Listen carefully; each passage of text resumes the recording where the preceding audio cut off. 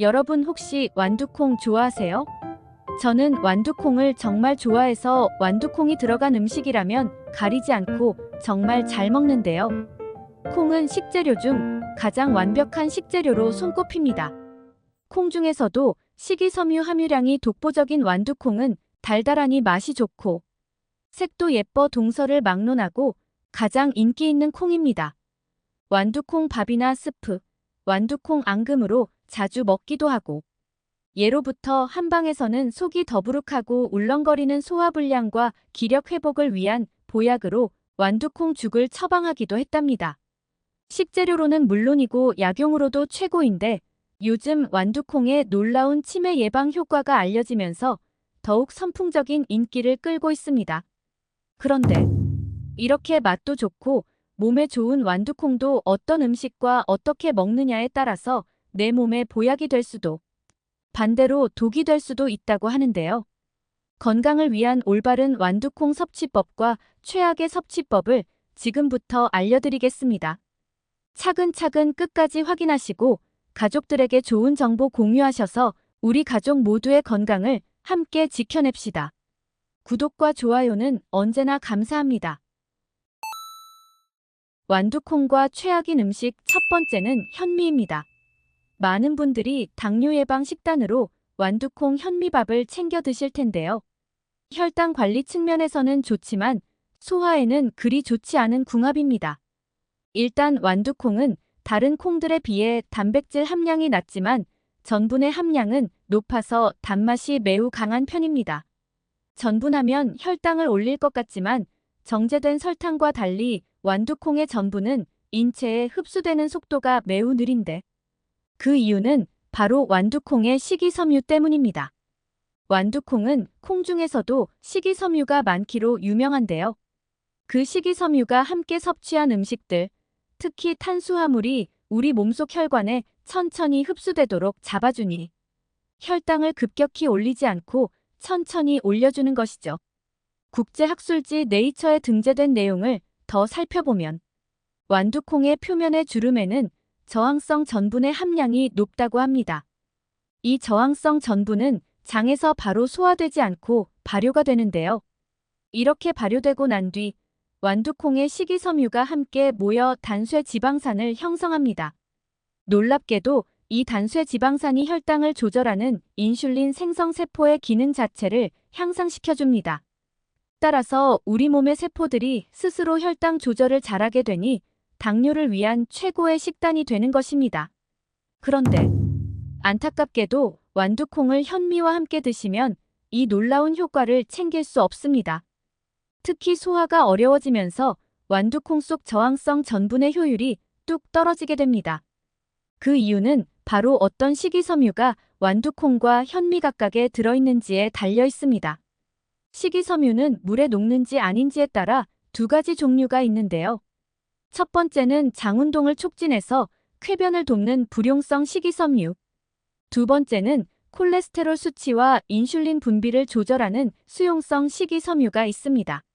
그런데 완두콩과 현미에는 둘 다 모두 불용성 식이섬유가 있습니다. 현미밥을 드시고 나서 속이 더부룩하니 답답하셨던 분들 계시지요? 그건 포만감이 아니라 소화 불량일 확률이 높습니다. 장에서 오랫동안 소화되지 않다 보니 혈당도 많이 안 올라가고 현미의 미네랄, 필수 아미노산의 구성이 건강에 좋을 수는 있지만 문제는 둘 다 소화가 되지 않는 식이섬유이다 보니 소화불량과 얹힌 듯한 불편함을 계속 갖게 되는 것이죠. 나이가 들면서 위장이 약해지니 소화가 잘 되도록 부드러운 음식을 드시는 것도 중요하지만 특히 두 종류의 식이섬유를 골고루 챙겨 드시는 것이 더 핵심입니다. 그러니 불용성 식이섬유인 현미와 완두콩을 함께 드시기보다는 꼭 수용성 식이섬유를 함께 드시는 걸 권장드립니다. 여기서 추천드리는 완두콩과 최고의 궁합 첫 번째 음식은 김과 미역, 다시마 같은 해조류입니다. 앞서 완두콩이 불용성 식이섬유라고 말씀드렸는데요. 그런데도 불구하고 자체적으로 혈당 상승을 막아주는 효능이 있습니다. 그런데 이런 완두콩을 당뇨 예방에 효능이 좋은 수용성 식이섬유와 함께 드시면 각종 영양소의 흡수율을 올릴 수 있고 위에서 12지장으로 이동하는 속도를 늦춰주는 것이죠. 심지어 그 과정에서 혈관 속 지방 덩어리와 찌꺼기 같은 콜레스테롤을 제거하기도 하는데요. 특히 완두콩과 해조류가 최고의 궁합인 이유는 바로 서로의 단점을 완벽하게 보완하기 때문입니다. 최근에 콩이 건강에는 좋지만 너무 많이 먹게 되면 오히려 부작용을 일으킨다는 사실이 알려졌습니다. 바로 콩 속의 식물 독소와 과도하게 높은 사포닌 함량 때문입니다. 이 사포닌은 잘 드시면 항암 효과를 얻을 수 있지만 너무 많이 섭취할 경우 몸속의 요오드를 몸 밖으로 배출해버립니다. 따라서 요오드와 함께 드시면 몸속의 미네랄 함량을 완벽히 보충해주는데요. 바로 김과 미역, 다시다 같은 해조류를 완두콩과 함께 드시면 되는 것입니다. 해조류를 너무 많이 먹으면 오히려 갑상선에 좋지 않을 수 있지만 완두콩과 함께 드시면 전혀 걱정이 없답니다. 놀랍게도 완두콩이 요오드의 완벽한 체내 균형을 맞춰주고 반대로 해조류가 콩의 사포닌 양을 적절히 조절해주는 것입니다. 따라서 앞으로는 완두콩밥에 김을 싸서 드시거나 완두콩밥과 미역국을 함께 드시길 추천드립니다. 그리고 또 한 가지, 완두콩밥을 지으실 때 말린 다시마 한 조각을 함께 넣어주시면 최고의 효능을 얻으실 수 있습니다. 완두콩과 최악의 궁합인 음식 두 번째는 바로 설탕입니다. 완두콩 하면 연두빛 예쁜 색깔의 달달한 앙금이 가장 먼저 떠오르시지 않나요? 하지만 좋은 맛과는 다르게 완두콩과 설탕은 좋은 궁합이 아닙니다. 일단 설탕이 건강에 좋지 않다는 것은 모두 잘 알고 계시지요? 정제된 흰 설탕이 혈당을 확 올리고 인슐린 저항성이 높아져 버리니 만성염증과 암 그리고 치매의 주범이 될 수 있는 것이죠. 그런데 왜 특히 완두콩과 설탕을 함께 드시면 안 된다고 말씀드리는 것일까요? 바로 앞서 잠깐 소개드렸던 완두콩 안의 사포닌 때문입니다. 홍삼과 인삼에 많이 들어있는 기적의 항암 성분 사포닌은 완두콩에도 들어있습니다. 완두콩에 가득한 사포닌이 암세포의 증식을 막고 염증의 원인이 되는 활성산소를 없애주는 것이죠. 이렇게 건강에 좋은 완두콩을 설탕과 함께 드시면 설탕이 사포닌 성분을 모두 파괴합니다. 따라서 건강을 위해 완두콩을 아무리 챙겨 드셔도 아무런 효과를 볼 수 없게 되는 것이죠. 그러니 완두콩을 설탕 가득 넣은 달달한 앙금으로 드시기보다는 완두콩 자체의 천연 단맛으로 즐기시길 권장드립니다. 그리고 사포닌은 특히 완두콩 껍질에 많으니 꼭 껍질까지 꼭꼭 씹어 드시길 바랍니다. 완두콩과 최고의 궁합인 음식 두 번째는 바로 계란입니다.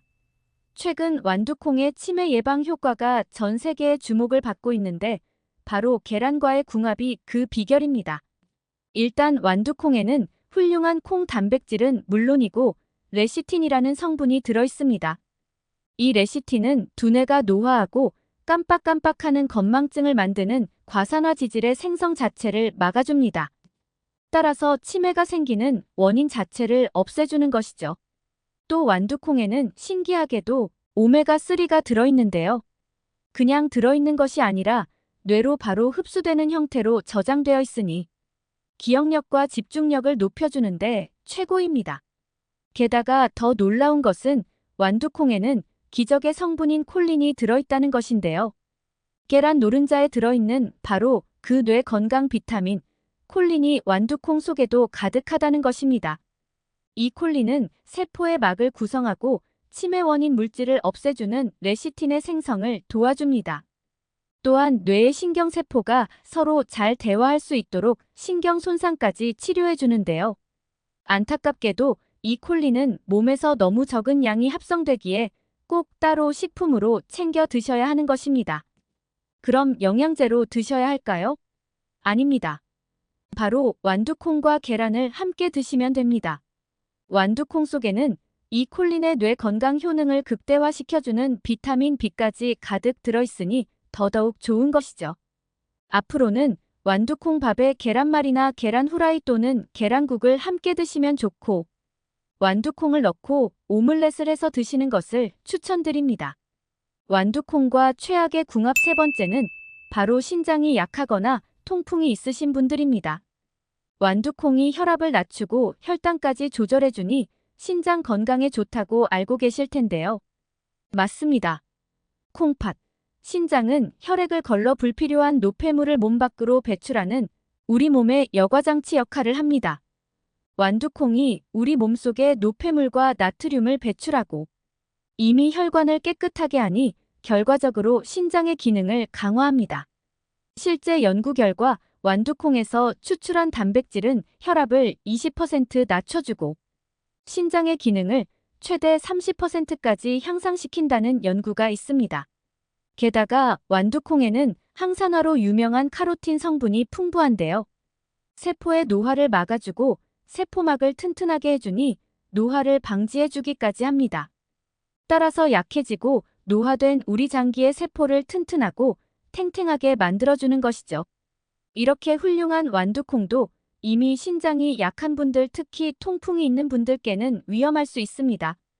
완두콩에도 딱 하나의 단점이 있는데요. 바로 통풍이 있는 분들에게 가장 위험한 퓨린이 들어있다는 것입니다. 게다가 생 완두콩에는 청산 배당체라는 식물 독소가 들어있는데요.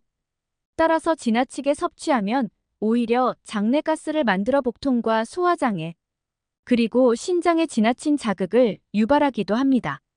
그렇다면 완두콩을 걱정 없이 섭취하는 방법에는 무엇이 있을까요? 완두콩을 익혀서 드시면 청산과 퓨린 걱정 없이 드실 수 있습니다.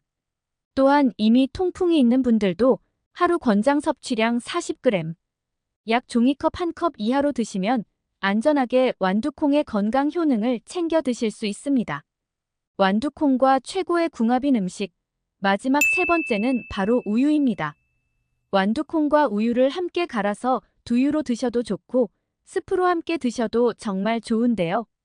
나이가 들면서 단백질을 잘 챙겨 드셔야 한다는 이야기를 많이 들어보셨을 겁니다. 완두콩과 우유는 매일 드셔야 할 만큼 단백질 섭취에 매우 좋은 조합입니다. 요즘 같은 더위에 몸이 찌뿌둥하고 팔다리 저림 현상이 있는 분들, 또는 나이가 들면서 근육이 점점 빠져 걱정하셨던 분들, 그리고 골다공증으로 뼈가 약해지면서 골절 걱정 있으셨던 분들 계신가요? 완두콩과 우유가 최고의 해결책이 될 수 있습니다. 완두콩은 콩 중에서 단백질 함량이 낮은 편이지만 그 속에 필수 아미노산의 구성은 매우 훌륭합니다. 그뿐만 아니라 비타민 A, B, C, 칼슘, 철분까지 들어있으니 완두콩은 그 자체만으로도 최고의 종합 영양제인 것이죠. 앞서 소개해드린 것처럼 완두콩 속의 비타민 B1은 두뇌 활동에 활기를 불어넣어주고 비타민 B5는 면역력 증진에 최고입니다.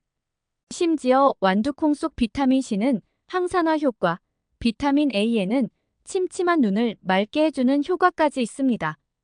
완두콩은 작지만 알찬 건강 효능이 정말 꽉 차 있습니다. 완두콩의 단백질을 자세히 살펴보자면 아미노산의 구성이 참 신기한데요. 그중 라이신은 함께 드시는 음식의 칼슘 흡수율을 극대화시켜주는 효능이 있습니다. 그래서 완두콩을 우유와 함께 드셔야 합니다. 완전식품 우유는 칼슘이 정말 많이 들어있지만 흡수율이 떨어진다는 단점이 있는데요. 완두콩을 함께 드시면 우유에 가득한 칼슘을 하나도 놓치지 않고 우리 몸속에 오롯이 흡수할 수 있는 것입니다. 또한 우유에 부족한 비타민을 완두콩이 딱 채워주니 이보다 더 좋은 궁합이 없겠습니다. 우유와 완두콩을 함께 챙겨 드시면 칼슘을 꽉꽉 채워주니 골다공증 걱정 싹 사라지고 단백질로 1등이니 근육 역시 완벽하게 채워준답니다. 그리고 혈관 속 염증까지 싹 해결해주니 관절염, 신경통증에도 최고의 음식 궁합이 아닐 수 없겠습니다. 여러분은 혹시 바나나 좋아하세요? 저는 바나나를 정말 좋아해서 어릴 적 별명이 원숭이였는데요. 저희 가족도 모두 바나나를 좋아해 언제나 바나나 한 다발이 식탁 위에 있었습니다. 맛도 좋고 먹기도 편해 많은 사람들에게 사랑받는 바나나는 몸에도 정말 좋다고 하는데요. 바나나는 장 속의 유익균을 늘려 면역력을 높여줄 뿐만 아니라 소화기, 암, 그리고 심혈관 질환 예방에 도움을 주며 체내 호르몬에 관여하여 정신 건강에도 도움을 주는 등 건강에 아주 탁월한 식품입니다. 한국인의 10명 중 4명이 불안함이나 우울감 등의 정신적인 고통을 겪고 있다고 하는데요. 이는 OECD 국가 중 우울증 유병률 1위를 기록할 정도로 그 상황이 아주 심각하다고 합니다. 우울증과 불안장애 증세가 심하다면 당연히 전문의를 찾아가는 것이 좋겠지만 마음을 달래기 위해 바나나를 섭취하는 것도 꽤나 큰 도움이 된다고 합니다. 바나나 속에 함유된 트립토판이라는 성분은 우리 몸의 행복 호르몬이라 불리는 세로토닌을 분비시켜서 기분이 우울하거나 스트레스를 받을 때 행복 지수를 높여줍니다. 이렇게 우리 몸에 좋은 성분으로 가득한 바나나. 그런데 맛도 좋고 몸에도 좋은 바나나가 어떤 음식과 어떻게 먹느냐에 따라서 내 몸에 보약이 될 수도 반대로 독이 될 수도 있다고 하는데요. 건강을 위한 올바른 바나나 섭취법과 최악의 섭취법을 지금부터 알려드리겠습니다. 차근차근 끝까지 확인하시고 가족들에게 좋은 정보 공유하셔서 우리 가족 모두의 건강을 함께 지켜냅시다. 구독과 좋아요는 언제나 감사합니다. 건강에 최악이 되는 바나나 섭취법. 첫 번째는 말린 바나나입니다. 과일이 건강에 좋다는 것은 누구나 아는 사실이죠.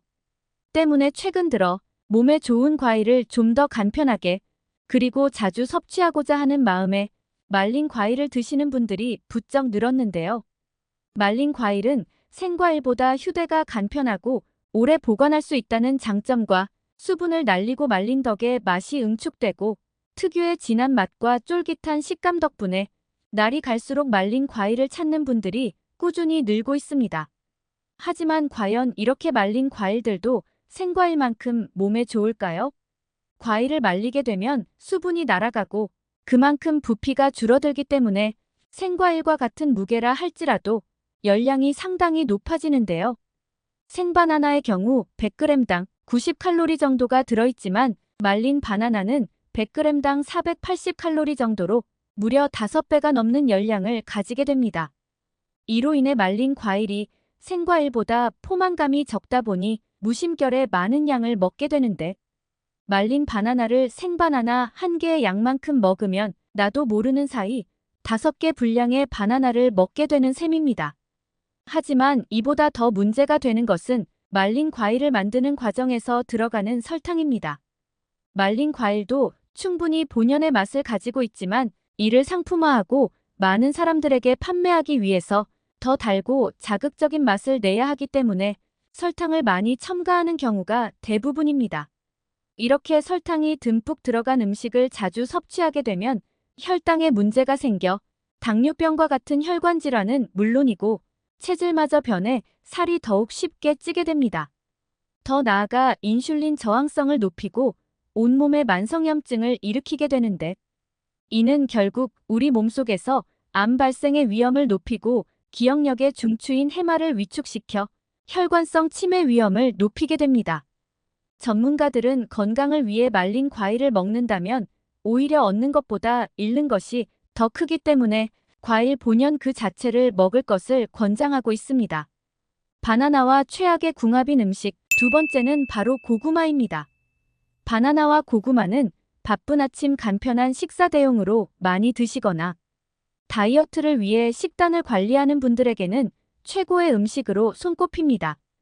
실제로 바나나와 고구마 모두 양질의 복합 탄수화물로 이루어져 있어 섭취 시 포만감이 비교적 오래가기에 과식을 막아주는 효과가 있습니다. 특히 바나나에는 장내 유익균의 먹이가 되는 펙틴 성분과 저항성 전분이 풍부해서 다이어트 때 생길 수 있는 변비도 예방할 수 있습니다. 그런데 여기에는 우리가 생각지도 못한 함정이 숨어 있는데요. 그것은 바로 이 두 음식 모두 칼륨 함량이 상당하다는 것입니다. 칼륨은 우리 몸에서 혈압 조절과 심혈관 건강을 개선하는 데 도움을 주며 근육의 수축과 이완을 조절하고 신경 전달을 개선하는 등의 다양한 역할을 합니다. 그러나 칼륨 함량이 풍부한 음식을 과도하게 섭취하면 혈류에 칼륨이 많아지는 고칼륨 혈증을 일으켜서 근육 무력감, 피로감, 저린 감각, 오심, 구토, 설사 등이 나타나며 증상이 심해지면 근육마비, 호흡부전, 저혈압, 부정맥을 유발하고 여기서 더 심해지면 심장마비까지 일으킬 수 있는 부작용이 발생하게 됩니다. 또한 신장 기능이 약하신 분들은 몸에서 칼륨 배출이 원활히 되지 않기 때문에 건강을 생각해서 먹었다가 오히려 신장을 더욱 악화시키는 경우가 발생할 수 있으므로 이 두 음식을 같이 먹는 것은 가급적 피하시는 것이 좋겠습니다. 바나나와 최악의 궁합이 되는 음식 세 번째는 바로 우유입니다. 흔히 편의점이나 마트에 바나나 우유가 있듯이 달콤한 바나나와 부드러운 우유는 서로 환상의 궁합인 것처럼 보입니다. 실제로 바나나에 풍부하게 함유된 마그네슘 성분이 우유 속 칼슘의 흡수를 돕는 동시에 바나나의 칼륨 그리고 우유의 칼슘이 체내 염분 배출을 도와 혈압이 높아지는 것을 예방해줍니다. 특히 바나나와 우유 두 음식 모두 트립토판이라는 성분이 풍부한데 이는 행복 호르몬이라 불리는 세로토닌의 분비를 도와 불안함과 우울함은 줄이면서 행복감은 높여주고 불면증을 개선하여 수면의 질을 높여주는 역할도 합니다. 그러나 두 음식의 영양소가 서로 상호작용을 하여 아무리 궁합이 좋다 할지라도 위장이 건강하지 않은 분들에게는 오히려 독이 될 수 있는데요. 바나나에는 아주 풍부한 식이섬유가 들어있습니다. 그러나 우리 몸에는 식물의 섬유소 성분을 소화할 수 있게 분해해주는 효소가 따로 없기 때문에 위에서 분해되지 않고 그대로 소장을 거쳐 대장으로 내려가 장에 있는 미생물에 의해 발효되고 소화됩니다. 이 때문에 위에서 소화가 원활하게 되지 않아 소화 시간이 길어지고 장 속에서는 메탄가스 등이 많이 발생해 더부룩한 증상을 유발하게 되는데요. 더군다나 여기에 우유까지 더해진다면 장에서 음식이 과하게 발효되어 장 건강에 악영향을 줄 수 있습니다. 이런 작용이 반복되면 피로감과 무기력감을 느끼고 심하면 위염이나 역류성 식도염까지 유발할 수 있습니다. 평소에 장이 건강한 사람에게는 큰 문제가 되지 않겠지만 반대로 장이 건강하지 못한 분들에게는 부담을 줄 수 있기 때문에 되도록 바나나와 우유를 함께 먹는 것은 가급적 피하는 것이 좋겠습니다. 그렇다면 이와 반대로 바나나와 함께 먹으면 보약이 되는 좋은 음식은 어떤 것이 있을까요? 바나나와 같이 먹으면 보약이 되는 음식 첫 번째는 오트밀입니다. 오트밀이라고 하면 다소 생소하실 텐데요. 오트밀은 바로 우리가 흔히 먹는 귀리를 압착해 만든 것입니다. 바나나와 오트밀의 궁합이 좋은 이유는 바로 섬유질 때문인데요. 섬유질이 풍부한 바나나는 대부분 불용성 섬유질이기 때문에 변의 부피를 늘리는 데는 도움이 되지만 물을 흡수해서 변을 부드럽게 만드는 수용성 섬유질이 부족하기 때문에 간혹 바나나를 먹은 뒤에 변비에 걸리는 경우가 발생하게 됩니다. 이에 반해 오트밀에는 수용성 섬유질이 50% 이상으로 아주 풍부하기 때문에 바나나와 오트밀을 같이 섭취하면 균형 잡힌 섬유질 섭취가 될 수 있습니다. 특히 이러한 수용성 섬유질은 물을 흡수하는 능력과 접착력이 강해서 체내 독성 물질이나 지방, 콜레스테롤을 흡착해 체외로 배출시켜 고지혈증과 혈관 질환을 예방하고 암을 예방하는 데도 큰 효과가 있습니다. 바나나와 같이 먹으면 보약이 되는 음식 두 번째는 견과류입니다.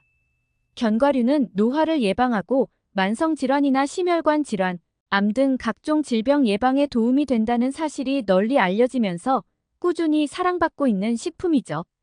이렇게 몸에 좋은 견과류가 바나나와 궁합이 좋은 이유는 바로 바나나가 가지고 있는 정신건강 치료 효과를 더욱 높이기 때문입니다.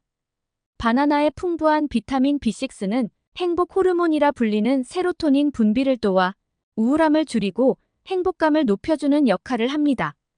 여기에 호두나 땅콩, 아몬드, 호박씨 등의 견과류를 더하면 견과에 함유된 아미노산의 일종인 트립토판이 세로토닌 생성의 원료로 작용해 더욱 큰 시너지 효과를 일으킵니다. 여러분 혹시 바나나 중에 초록색 바나나를 보신 적 있으신가요?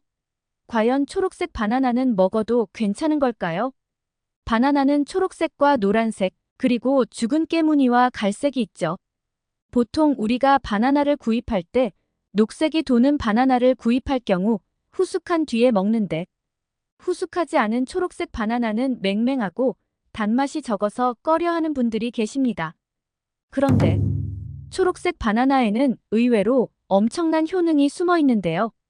덜 익은 느낌이 드는 단단한 초록색 바나나에는 일명 착한 탄수화물이라고 불리는 저항성 전분이 노란색 바나나보다 20배 이상 많이 함유되어 있는데, 이는 포도당으로 전환돼 혈액으로 흡수되는 속도를 늦춰 혈당이 천천히 올라가 살이 덜 찌는 효과를 냅니다. 특히 최근 영국 뉴캐슬대 연구에서는 이 저항성 전분을 꾸준히 섭취했더니 암 발생 확률이 60% 이상 감소하였으며, 그 중에서도 식도, 위, 담도, 췌장, 십이지장 등 상부 소화관의 암 억제 효과가 큰 것으로 나타났습니다. 위와 소장에서 잘 소화되지 않는 저항성 전분은 대장으로 내려가 발효 과정을 거치고 장 속 유익균의 먹이가 되어 건강에 도움을 주는데, 연구진들은 이러한 효과를 얻기 위한 하루 전분 섭취량은 덜 익은 바나나 1개 정도면 충분하다고 합니다.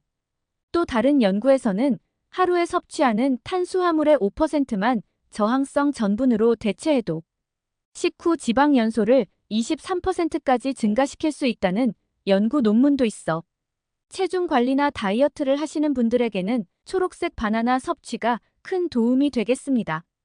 스포츠 경기를 보다 보면 운동선수들이 바나나를 먹는 모습이 자주 눈에 띄죠. 세계적으로 유명한 선수들도 경기 전 많은 양의 탄수화물 음식을 섭취하는 것으로 잘 알려져 있는데요. 탄수화물은 경기 중 근육에 연료를 공급하고 경기가 끝난 뒤에는 소염제 작용까지 하기 때문에 운동선수들에게는 필수 영양소로 여겨집니다. 그동안 운동 후에는 스포츠 음료를 마시는 것이 관행으로 여겨졌지만, 인공 향료나 설탕, 카페인과 같은 화학 첨가제들이 많이 섞여 있다 보니 최근에는 스포츠 음료 대신 바나나처럼 천연 음식으로 대체하는 선수들이 크게 늘고 있습니다.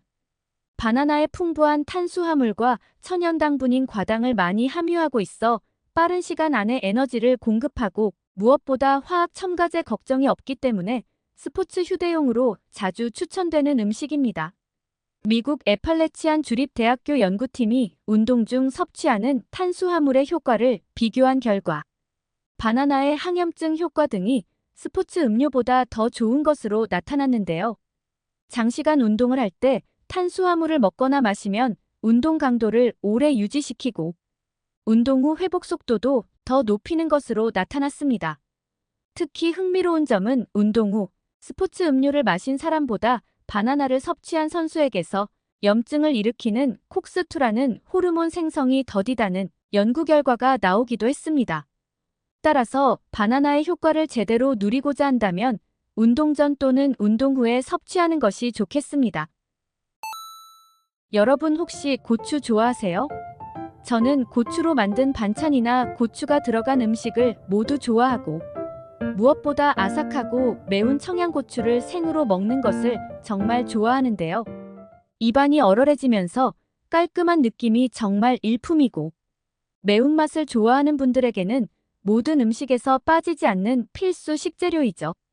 고추에는 놀랍게도 사과의 18배나 되는 비타민C가 풍부하게 포함되어 있을 뿐만 아니라 항산화 작용의 최고인 베타카로틴, 식이섬유 등 각종 영양소가 풍부합니다.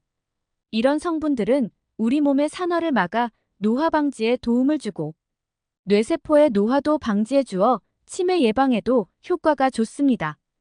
게다가 고추의 매콤한 캡사이신이 혈액순환을 도와 몸속 신진대사를 활발하게 해주고, 여름철 잃기 쉬운 식욕을 회복시켜주기 때문에 건강을 위해서 반드시 챙겨 드셔야 하는 식품이 될 수 있습니다. 또 신경통 및 관절염 증상을 완화해주는 효능까지 있을 뿐더러 평소 몸이 차서 소화장애를 자주 경험하는 분들에게 매우 좋은 식품이 아닐 수 없습니다. 그런데 이렇게 맛도 좋고 몸에 좋은 고추도 어떤 음식과 어떻게 먹느냐에 따라서 내 몸에 보약이 될 수도, 반대로 독이 될 수도 있다고 하는데요. 건강을 위한 올바른 고추 섭취법과 최악의 섭취법을 지금부터 알려드리겠습니다. 차근차근 끝까지 확인하시고 가족들에게 좋은 정보 공유하셔서 우리 가족 모두의 건강을 함께 지켜냅시다. 구독과 좋아요는 언제나 감사합니다. 고추와 최악의 궁합인 음식 첫 번째는 바로 쌈장입니다. 아삭한 고추를 쌈장에 푹 찍어 먹으면 맛도 좋을 뿐만 아니라 몸에 활기까지 불어넣어주니 정말 최고의 궁합이라 생각하셨을 텐데요. 쌈장에 들어있는 된장은 건강에 참 좋은 발효식품이지만 이렇게 고추를 찍어 드시는 것은 사실 그리 좋지 않습니다. 이유는 쌈장에 가득한 나트륨과 설탕 그리고 입맛을 돋우는 인공조미료 때문입니다. 앞서 말씀드린 것처럼 고추는 비타민의 보고라고 불릴 정도로 가득한 양의 비타민 C, 비타민 B 그리고 비타민 A가 들어있습니다. 특히 풋고추 100g에는 비타민 C가 약 50mg 정도 들어있습니다. 이는 비타민 C 함량이 높은 오렌지와 비슷한 양인데요. 이렇게 풍부한 비타민 C로 인해 노화 방지와 피로 회복부터 시력 개선 효과까지 기대할 수 있는 것이죠. 또한 고추에는 단백질과 지질, 식이섬유, 칼슘 등에 이르기까지 영양분이 정말 골고루 함유되어 있는 최고의 식품이기도 합니다. 그리고 쌈장에 들어있는 된장은 항암 효과가 뛰어난 식품인데요. 실제로 암 예방 10대 수칙 중에 된장을 꼭 섭취하라는 이야기도 있답니다.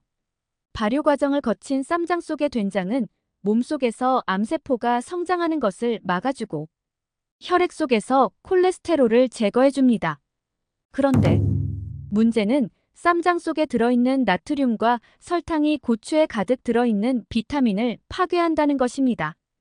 고추를 쌈장과 함께 드시면 그만큼 효능이 떨어지게 되는 것이죠. 물론 적절한 나트륨과 설탕 섭취는 노폐물 배출이나 에너지 공급을 위해서 필요합니다. 그러나 우리의 식단은 이미 소금과 설탕이 많은 반찬과 과일이 가득하기 때문에 특히 주의하셔야 합니다. 고추와 최악의 궁합. 두 번째는 식초입니다. 최근 물에 식초와 고춧가루를 타서 마시는 다이어트 방법이 한창 인기를 끌었던 적이 있었는데요. 고춧가루의 캡사이신이 다이어트의 특효약이라고 알려져서 드셨겠지만 이는 위에 자극을 줄 수 있는 위험한 방법입니다. 물론 고추는 소화를 도와주고 위장을 보호해주는 역할을 한다고 알려져 있습니다. 그래서 고추는 실제로 활명수와 같은 소화제의 원료로 쓰일 만큼 소화에 탁월한 효능이 있습니다. 심지어 고추의 캡사이신은 뇌세포의 노화를 막고 뇌세포를 재생시키는 효과까지 있다고 합니다. 치매의 원인 중 하나가 뇌세포막이 산화되고 노화되면 손상되기 때문인데요. 이때 고추를 드시면 뇌세포의 노화를 막고 인지 기능이 떨어지는 것을 막아주게 됩니다. 따라서 치매 예방을 위해서라도 고추는 꼭 챙겨 드셔야 하는데요. 그런데 과도한 캡사이신의 섭취는 위점막에 상처를 낼 수 있고 위에 무리를 줄 수 있습니다. 더욱이 식초와 드시면 부작용은 더욱 더 위험해질 수 있게 되는 것이죠. 심지어 다이어트를 위해 공복에 드시는 경우도 있는데요. 이는 정말 위험하니 주의하셔야 합니다.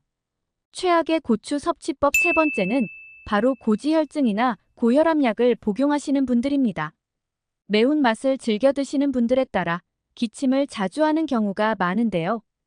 이렇게 매운맛의 부작용으로 기침을 호소하시는 분들이 고혈압 약인 에이석제제를 복용할 경우 기침이 더 악화될 수 있습니다.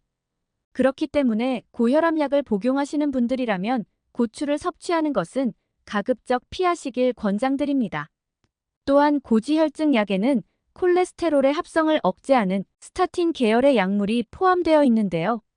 스타틴은 고추에 가득한 베타카로틴 성분과 상충되고 약물의 효능을 감소시킬 수 있습니다. 만약 고추를 드신다면 약을 섭취한 후 약 2시간 정도의 시간차를 두시고 고추를 드시기 바랍니다. 그렇다면 고추와 함께 먹으면 영양을 극대화시키며 몸에 보약이 되는 음식은 무엇이 있을까요? 지금부터 고추와 궁합이 좋은 음식에 대해 알아보겠습니다. 고추와 궁합이 좋은 음식. 첫 번째는 바로 멸치입니다. 멸치볶음에는 고추가 빠질 수 없는데요. 고추의 매콤한 맛이 멸치와 어우러져서 감칠맛이 한층 더해지기 때문이죠.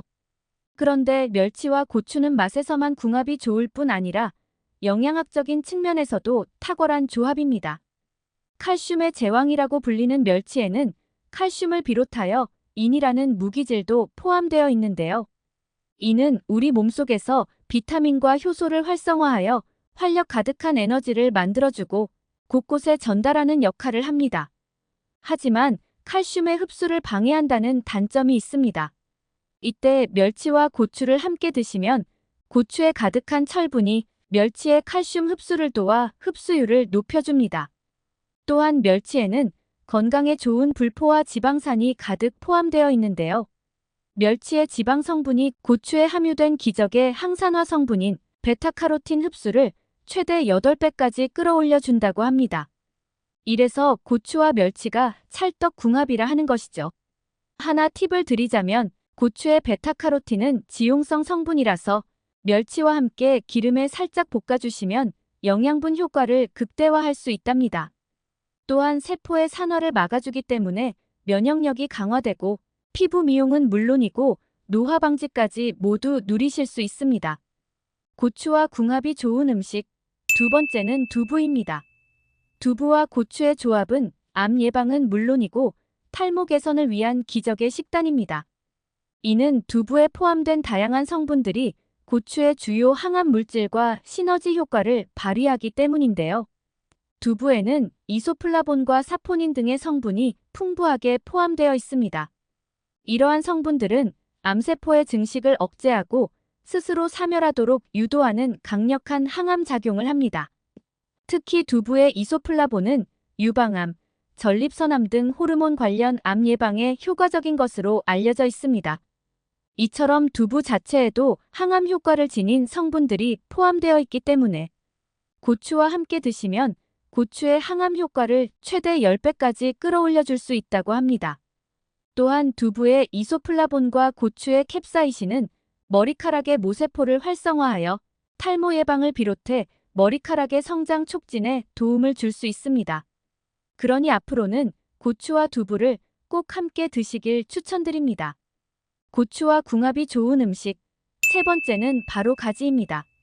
국민농업과학원에 따르면 가지에는 안토시아닌이라는 항산화 성분이 풍부하여 몸속 염증을 유발하는 활성산소를 제거하는 강력한 효능이 있는 것으로 보고되고 있습니다. 또한 뇌혈관 속 노폐물을 분해하는 작용을 하여 혈압과 당뇨 수치를 낮춰줄 뿐만 아니라 고지혈증과 비만으로 힘들어하는 분들에게 큰 도움이 된다고 합니다.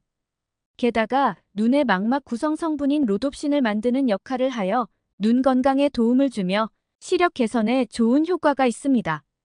따라서 고추와 가지를 함께 드시면 서로가 가지고 있는 항산화 성분이 극대화되어 고혈압, 심근경색, 동맥경화, 뇌졸중 등 각종 심혈관 질환 개선과 노화 예방에 탁월한 효능을 기대하실 수 있겠습니다. 더 나아가 암세포 증식을 억제하며 전이를 방지하는 강력한 효능까지 발휘됩니다. 또한 콩팥에 열을 내려주어 혈액 속 노폐물을 배출시켜주고 혈당 상승을 막아 당뇨병 예방 및 관리에도 도움을 줍니다. 그리고 가지와 고추를 함께 볶으실 때 들기름 한 스푼을 넣어주시면 항산화 효능이 더 높아진다고 합니다. 들기름의 풍부한 오메가3는 혈관 벽에 붙어있는 콜레스테롤을 제거하고 끈적한 혈전이 생기는 것을 막아주며 치매 예방에도 좋다고 알려져 있습니다. 그러니 앞으로는 꼭 함께 챙겨 드시길 추천드립니다. 여러분 혹시 옥수수 좋아하세요? 저는 어릴 적 할머니께서 쪄주셨던 옥수수를 정말 좋아했었는데요. 방학 되면 시골에 내려가 옥수수와 식혜를 배부르게 먹고 낮잠을 솔솔 자던 때가 지금도 그립습니다. 톡톡 터지고 쫀득쫀득한 식감 그리고 달짝지근한 맛으로 우리에게 익숙한 음식이자 여름철 최고의 간식인 옥수수. 아마 한국인이라면 남녀노소 가리지 않고 누구나 즐겨 먹는 음식이 아닐까 싶은데요. 옥수수는 알갱이는 물론 수염부터 속대까지 각종 무기질과 식이섬유, 미네랄 등의 영양이 풍부해 건강에 매우 좋습니다. 특히 옥수수의 풍부한 비타민 B는 무더운 여름철, 무거워지고 나른해진 몸에 체력을 보충하는데 도움을 줄 뿐만 아니라 눈의 피로와 시력 저하를 방지하는 데도 좋다고 합니다. 하지만 그중 가장 놀라운 것은 옥수수가 천연 항암제이자 치매 방지제라는 것입니다. 즉, 옥수수만 잘 먹어도 암과 치매를 동시에 예방할 수 있는 것입니다. 그런데 이렇게 맛있고 많은 사람이 즐겨 먹는 옥수수를 잘못 섭취하면 우리 몸에 치명적인 위험이 생길 수 있다는 사실 혹시 알고 계셨나요? 건강을 위한 옥수수의 올바른 섭취법과 최악의 섭취법을 지금부터 알려드리겠습니다. 차근차근 끝까지 확인하시고 가족들에게 좋은 정보 공유하셔서 우리 가족 모두의 건강을 함께 지켜냅시다. 구독과 좋아요는 언제나 감사합니다. 옥수수를 잘못 섭취하는 방법. 첫 번째는 냄비에 찌거나 삶은 옥수수입니다. 혹시 뜻밖이라 놀라셨나요? 옥수수에는 암과 치매를 유발하는 독소 물질을 제거해주는 강력한 성분인 페룰라산이 함유되어 있습니다. 우리 몸속의 독소 물질은 세포의 산화를 유도하여 세포를 손상시키고 이로 인해 각종 암과 심장 질환의 위험을 높이며 알츠하이머 같은 노인성 질환을 유발합니다. 그런데 이 페룰라산 성분은 바로 이러한 원인 독소 물질을 제거하는데 탁월한 효과가 있는 항암 성분입니다. 최근에는 이러한 효능 때문에 페룰라산 성분이 건강식품과 화장품에도 많이 사용되고 있는데요. 그런데 천연 항암제이자 치매 방지제의 효능을 가지고 있는 페룰라산 성분은 고온이 가해져야 활성화되어 제대로 역할을 할 수 있다고 합니다. 이와 관련하여 미국 코넬 대학교에서 시행한 연구에 따르면 옥수수가 가지고 있는 항산화 성분과 항암 성분을 활성화하기 위해서는 조리 방법이 매우 중요하다고 강조하고 있습니다. 옥수수를 섭씨 115도에서 10분간 조리할 경우 페룰라산의 양이 240% 증가했고 25분간 조리하였을 때는 550%, 그리고 50분간 조리했을 때는 그 양이 무려 900%까지 늘어났다고 합니다. 즉, 고온에서 오래 조리할수록 옥수수의 항암 성분인 페룰라산의 양이 크게 증가한다는 것입니다. 결국 옥수수는 115도 이상으로 쪄야 암과 치매를 예방하는 페룰라산의 효능을 기대할 수 있는 것이죠. 그런데 문제는 우리가 일반적으로 조리하는 방법으로는 냄비나 솥에 물을 아무리 오래 끓여도 100도를 넘기기 어렵다는 것입니다. 그렇다면 옥수수를 어떻게 조리하면 될까요? 바로 압력솥을 이용하시면 좋습니다. 압력솥은 일반 냄비나 솥과는 다르게 수증기 압력을 높여서 물을 더 높은 온도에서 끓게 하도록 만든 조리기구인데요. 따라서 압력솥은 내부 압력으로 인해 물의 온도를 120도까지 올릴 수 있습니다. 그러니 옥수수를 삶을 때는 압력솥을 사용하시는 것이 좋으며 최대한 오래 삶는 것이 좋습니다. 이렇게 항암 효과와 함께 치매 예방까지 해주는 옥수수를 압력솥에 조리하시면 중요한 영양 성분을 모두 챙기실 수 있게 되는 것입니다. 그러니 앞으로는 잊지 마시고 압력솥을 꼭 사용하시기 바랍니다. 하지만 압력솥에 너무 오래 뜸을 들이면 옥수수 알갱이가 터질 수 있으니 다 삶아졌다면 빨리 꺼내어 드시기 바랍니다. 두 번째로 옥수수와 상극인 음식은 바로 조개입니다.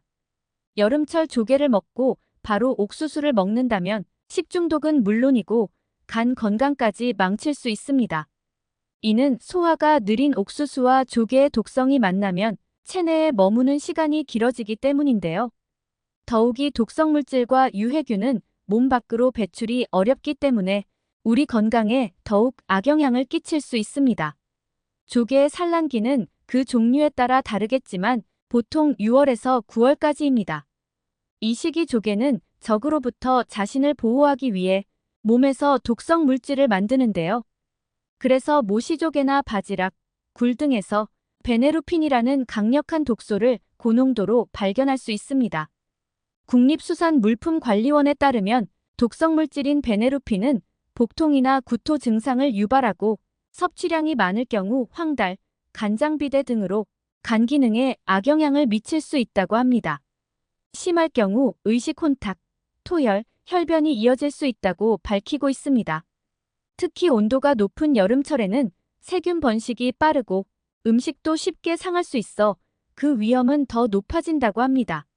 조개는 고온에서 팔팔 끓이면 세균과 독소가 파괴되니 안전하지 않을까 하고 생각할 수도 있으실 텐데요. 그런데 문제는 이 성분들은 열에 강하기 때문에 고온에서도 제거가 쉽지 않다는 것입니다. 따라서 더운 여름철에 조개류 섭취는 줄이는 것이 좋으며 특히나 옥수수와 함께 드시는 것은 더욱 주의하셔야 합니다. 옥수수를 잘못 섭취하는 경우 세 번째는 바로 다이어트 중인 분들입니다. 아마 많은 분들이 옥수수는 뱃살 빼기에 좋은 다이어트 식품으로 알고 계실 텐데요. 그래서 식이섬유가 풍부한 옥수수를 하루에 한 개씩 먹게 되면 내장 지방이 싹 빠지게 된다고 생각해 옥수수를 찾는 분들이 늘어나고 있다고 합니다. 실제로 미국 웨이크 포레스트 대학교 베티스 의학센터 연구에 따르면 생옥수수 한 개에는 약 10g의 수용성 식이섬유가 함유돼 있고 찐 옥수수의 칼로리는 100g당 132 정도라고 알려져 있습니다. 그래서 식이섬유를 꾸준히 섭취하면 내장 지방이 제거되는 효과가 있다고 합니다. 이 연구는 미국인 약 1,100명을 대상으로 식단이나 생활 방식 그리고 피하 및 내장 지방의 연관성을 5년 동안 추적 관찰한 것인데요. 그런데 이 연구에서는 복부 지방 감소와 연관성을 보여주는 것이 옥수수가 아니라 수용성 식이섬유 섭취라는 것입니다. 따라서 복부 지방 감소와 옥수수 섭취의 연관성은 찾아보기는 어렵습니다. 사실 옥수수는 음의 기운이 강한 식품으로 오히려 살이 찌기 쉬운 성질을 가지고 있다고 합니다. 그러니 다이어트 하시는 분들은 옥수수를 가급적 소량으로 드시거나 자주 또는 너무 많이 드시는 것은 피하시는 것이 좋겠습니다. 이외에도 옥수수는 당지수가 높은 식품으로 혈당을 빨리 올리기 때문에 당뇨병이 있으신 분들은 주의하셔야 하는데요. 찐 옥수수의 혈당 지수는 73.4로 옥수수는 고혈당 지수 식품에 속합니다.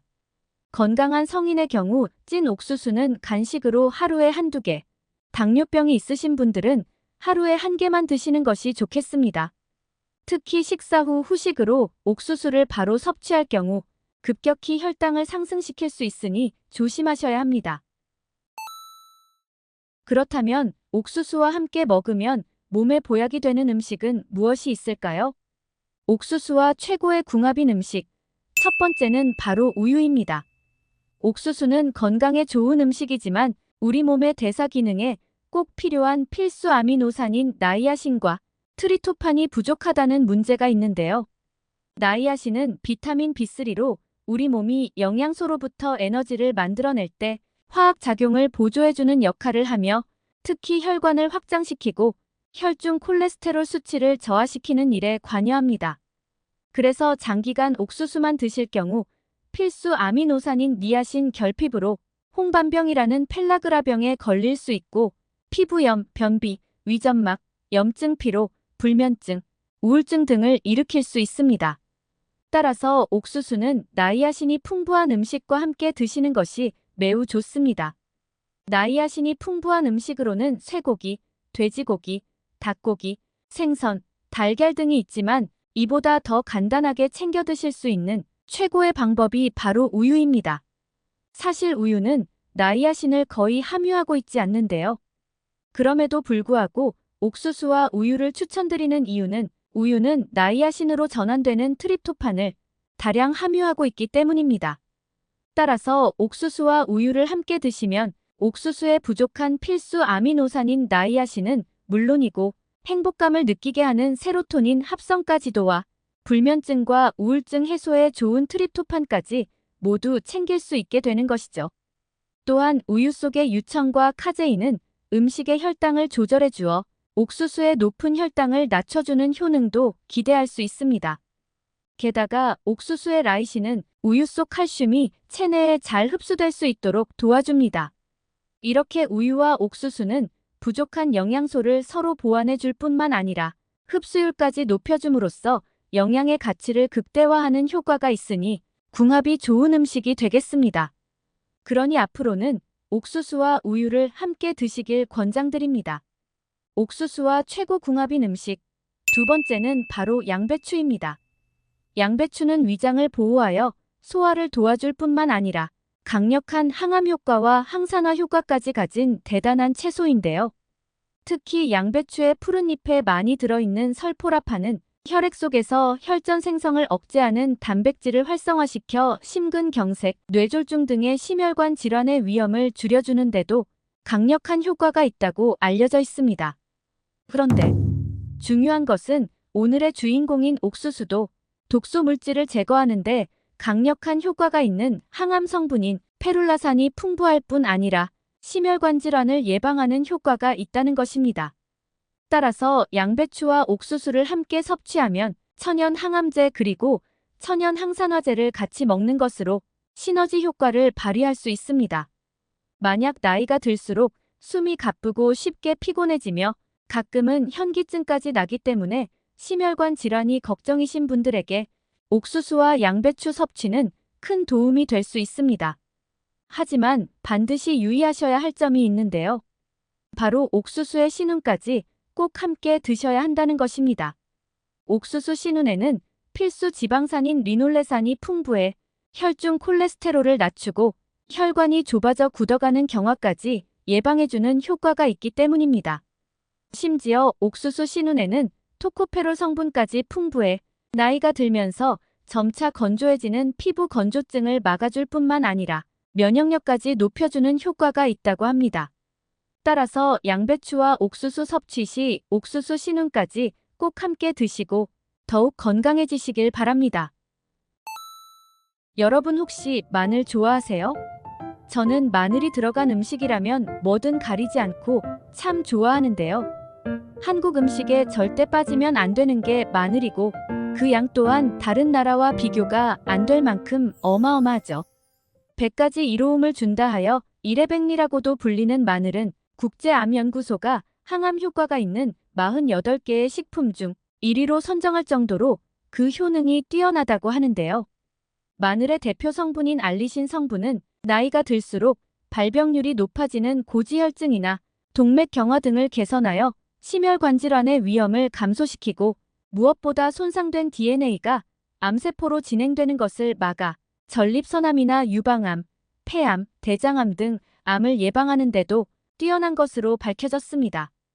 그 중에서도 특히 대장암은 육류 위주의 식습관 또는 기름진 음식, 햄이나 소시지 등 가공육의 섭취가 원인이 된다 하여 서구형 암으로 알려져 있지만 우리나라 사람들은 서양인이 아님에도 불구하고 대장암 발병률이 무려 아시아 국가 중 1위, 전 세계에서 4위를 차지할 정도로 암 발병률이 높다고 합니다. 이때 평소에 마늘을 꾸준히 챙겨 먹는다면 마늘의 알리신 성분뿐만 아니라 암을 예방해주는 알릴설파이드류와 S알릴시스테인 성분, 유기성 게르마늄과 셀레늄 등이 암을 억제하고 예방하는 데 큰 도움을 줍니다. 미국 노스캐롤라이나 대학의 연구 결과에 따르면 생마늘이나 익힌 마늘을 하루에 반쪽씩 꾸준히 먹어도 위암과 대장암 발생 위험을 각각 50% 그리고 30% 줄일 수 있다고 합니다. 그런데 이렇게 맛있고 많은 사람이 즐겨 먹는 마늘을 잘못 섭취하면 우리 몸에 치명적인 위험이 생길 수 있다는 사실 혹시 알고 계셨나요? 건강을 위한 올바른 마늘 섭취법과 최악의 섭취법을 지금부터 알려드리겠습니다. 차근차근 끝까지 확인하시고 가족들에게 좋은 정보 공유하셔서 우리 가족 모두의 건강을 함께 지켜냅시다. 구독과 좋아요는 언제나 감사합니다. 마늘이 독이 되는 경우 첫 번째는 수술을 앞두고 있는 분들입니다. 조만간 임플란트나 발치, 치질 환자 등 수술을 앞두고 있거나 수술을 한 지 얼마 되지 않은 분들은 마늘 섭취는 되도록 피하는 것이 좋은데요. 마늘은 혈전 생성을 방지해 혈액순환을 원활하게 하는 효과가 있지만 또 그만큼 혈액 응고가 잘 안 된다는 특징을 가지고 있습니다. 국제마취학회에서 발표한 한 사례 중에는 매일 마늘 12g을 먹은 환자의 척추를 수술하던 중 과다출혈이 발생했다는 보고가 있으며 마늘 성분이 함유된 식이보충제를 복용한 환자의 수술 부위 주변으로 진물과 멍이 번진 사례도 있다고 합니다.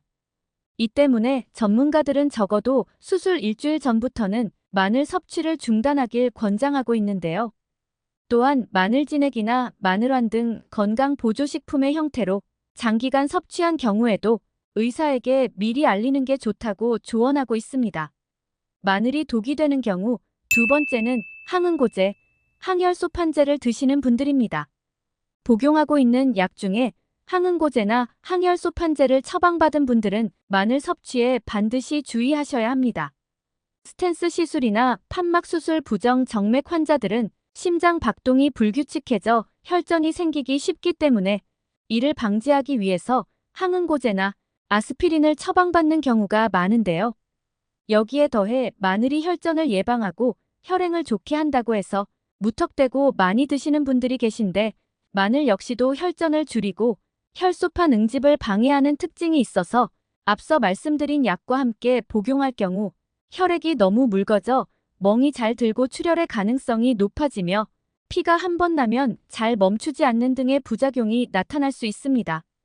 따라서 이런 약을 복용하면서 마늘이 들어간 건강보조식품을 장기간 섭취하고 있다면 꼭 정기적으로 혈액 검사가 필요하고 경우에 따라서는 약의 용량을 변경해야 하는 경우가 있으므로 주치의와 꼭 상의하시기 바랍니다. 마늘이 독이 되는 경우 세 번째는 마늘에 곰팡이가 폈을 때입니다. 가끔 마늘을 잘못 보관하다 보면 상처가 나고 곰팡이가 핀 것을 볼 수 있는데요.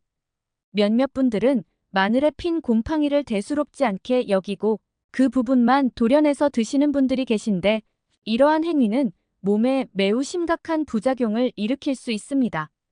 마늘에 핀 곰팡이에 아플라톡신이라는 아주 강력한 독성이 들어있는데 이 독성은 미국 국제암연구소에서 사용을 엄격히 금지한 인체 발암물질 1군에 속하는 아주 무서운 성분입니다. 이것이 우리 몸속으로 들어올 경우 간세포를 빠른 속도로 파괴하고 간암은 물론 신체 전역으로 퍼져 우리 몸에 각종 암을 유발하게 되는데요. 이 독성은 물에 끓이거나 익혀도 사라지지 않으며 썩은 부위만 도려낸다 하더라도 눈에 보이지 않을 뿐 이미 마늘 곳곳에 독성이 퍼져 있기 때문에 아깝다고 생각하지 마시고 미련 없이 과감히 버리는 것이 좋습니다. 마늘이 독이 되는 경우 네 번째는 위가 약하신 분들입니다. 마늘에 함유된 매운맛을 내는 알리신 성분은 강력한 살균 및 항산화 효과와 더불어 위암을 유발하는 헬리코박터균까지 억제하는 효과가 있지만 마늘을 필요 이상으로 과도하게 섭취할 경우 위벽을 자극하여 속쓰림 같은 위통을 유발하기도 합니다.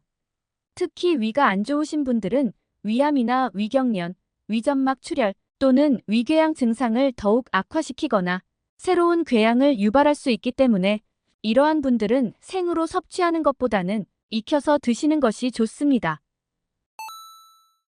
그렇다면 이와 반대로 마늘을 건강하게 섭취하기 위해서는 어떤 방법이 효과적일까요? 마늘을 효과적으로 먹는 방법. 첫 번째는 마늘을 으깨서 먹는 것입니다.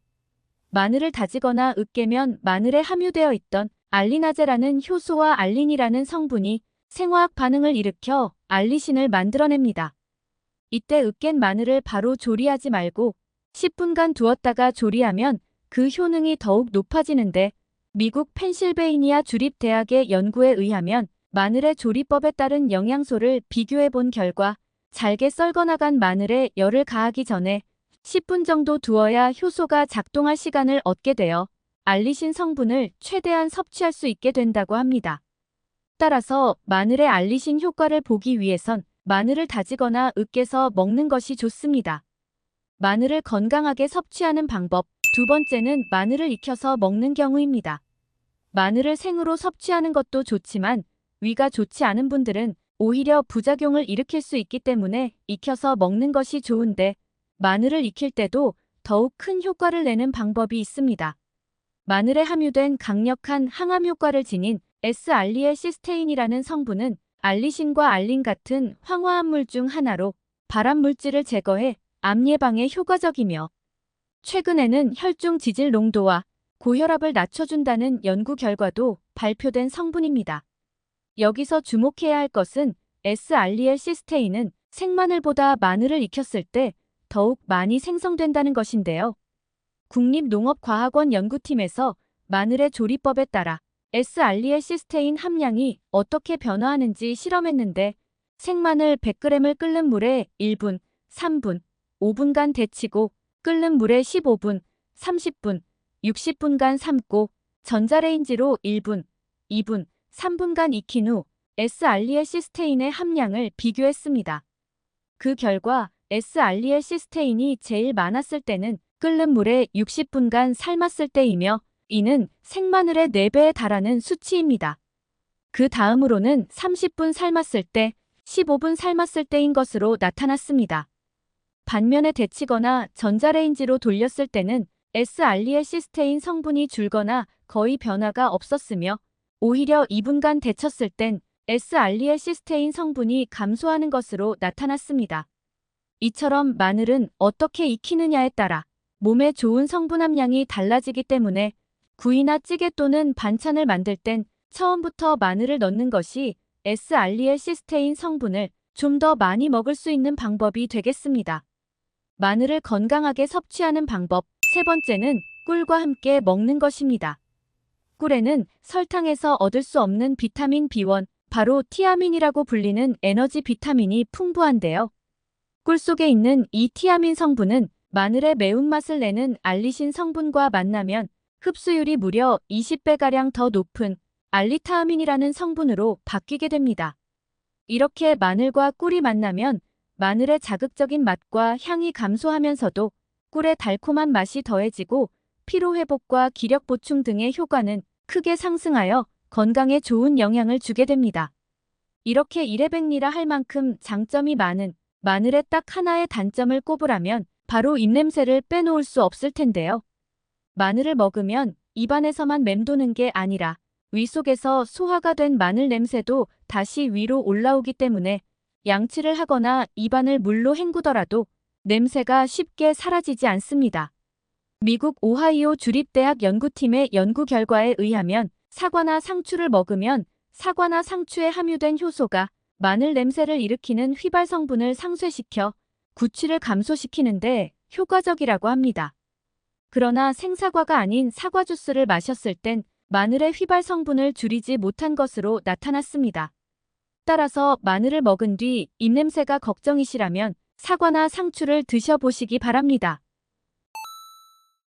오늘은 완두콩의 올바른 섭취법에 대해 알아봤습니다. 정보가 도움되셨다면 주변의 소중한 분들에게 영상을 공유해주세요. 구독과 좋아요도 부탁드릴게요. 구독과 좋아요는 새마을 정보에게 언제나 큰 힘이 됩니다. 다음에 더 유익한 영상으로 찾아오겠습니다. 새마을 정보는 언제나 구독자 여러분이 건강하시길 진심으로 기원합니다. 건강하고 행복하세요.